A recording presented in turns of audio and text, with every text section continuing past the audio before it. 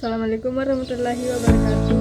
Halo teman-teman, perkenalkan nama saya Vanilla Hidayatullah. Saya dari kampus Kimia Karisma Makassar dengan NIM 520250113 Prodi Teknik Informatika.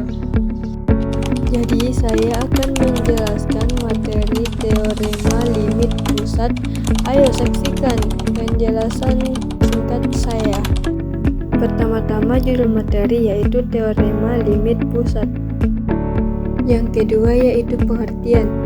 Teorema limit pusat menyatakan bahwa jika kita mengambil sampel berukuran cukup besar dari suatu populasi, maka distribusi rata-rata sampel akan mendekati distribusi normal, walaupun distribusi populasi asalnya tidak normal. Artinya, meskipun data awalnya acak, miring, atau tidak beraturan, rata-rata dari banyaknya akan membentuk pola lonceng atau distribusi normal. Selanjutnya, intuisi sederhana. Misalnya, kita mengukur tinggi badan orang di suatu daerah. Distribusi tinggi badan bisa saja tidak simetris. Namun, ambil satu sampel sampai hasilnya acak. Ambil sampel, hitung rata-rata tiap sampel. Maka, kumpulkan rata-rata tersebut akan membentuk distribusi normal. Inilah inti dari teorema limit pusat. Maka, kumpulan rata-rata tersebut akan membentuk distribusi normal. Nah, di sini saya akan membahas syarat berlaku teorema limit pusat. Jadi, syarat berlaku teorema limit pusat itu agar teorema ini berlaku, ada beberapa syarat penting. Yang pertama, sampel diambil secara acak. Yang kedua, setiap data saling independen. Yang ketiga, ukuran sampel cukup besar, biasanya lebih dari sama dengan 30. Jika syarat ini terpenuhi, maka hasil rata-rata sampel bisa diasumsikan berdistribusi normal. Kali ini saya akan membahas karakteristik distribusi rata-rata sampel. Menurut teorema limit pusat, rata-rata distribusi sampel sama dengan rata-rata populasi. Simpangan baku distribusi sampel sama dengan ini menunjukkan bahwa semakin besar ukuran sampel, semakin kecil penyebaran data. Hasil estimasi semakin akurat. Biasanya kita bertanya, mengapa teorema limit pusat itu penting?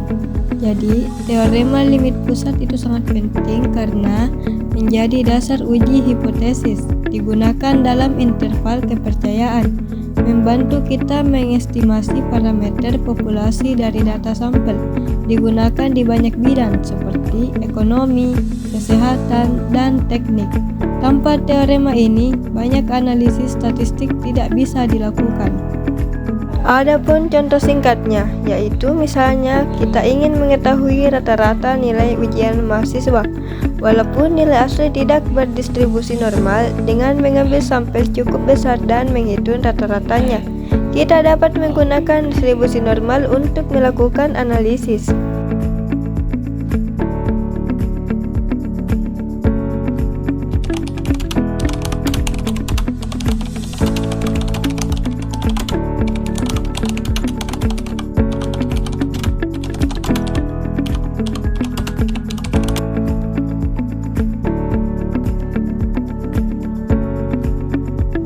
Di sini saya akan menjelaskan bagian-bagian kurva tersebut.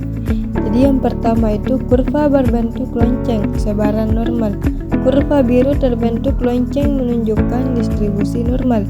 Artinya, sebagian besar nilai rata-rata sampel berada di tengah, dan semakin ke kiri, semakin ke kanan jumlahnya makin sedikit.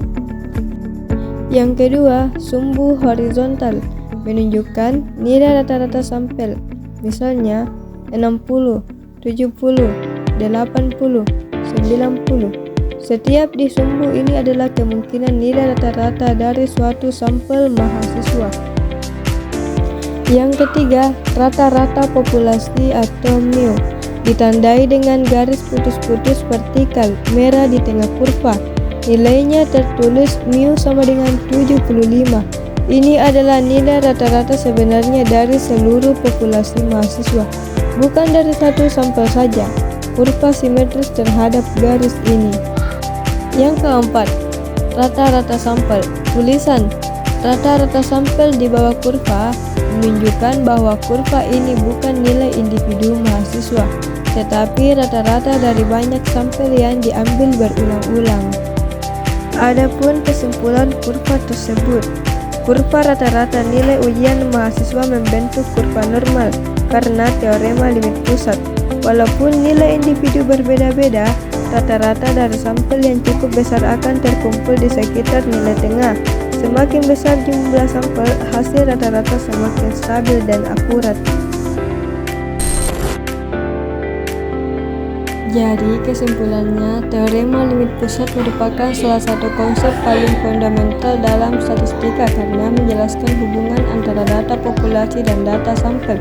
Teorema ini menyatakan bahwa selama ukuran sampel cukup besar dan diambil secara acak, distribusi rata-rata sampel akan mendekati distribusi normal meskipun distribusi populasi asalnya tidak beragam atau tidak normal.